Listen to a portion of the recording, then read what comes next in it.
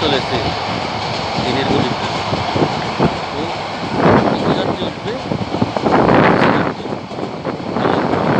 কিন্তু ট্রেন আতঙ্ক দিতে চলে যাবে সেখানে। তেমনি সৃষ্টিকর্তা সৃষ্টি করেছে একটা নির্দিষ্ট সময়ের জন্য। কেউ আল্লাহর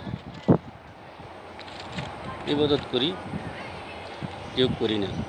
কেউ ভালো কাজ করি, কেউ করি না।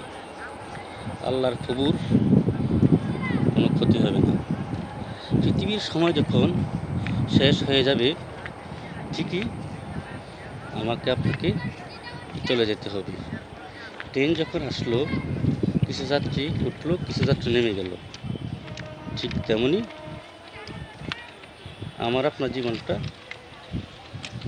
ট্রেনের মতোই। খেয়া পারে নৌকা পারাপার করে, কেউ আসে ঘর হতে, কেউ যায় ঘরে।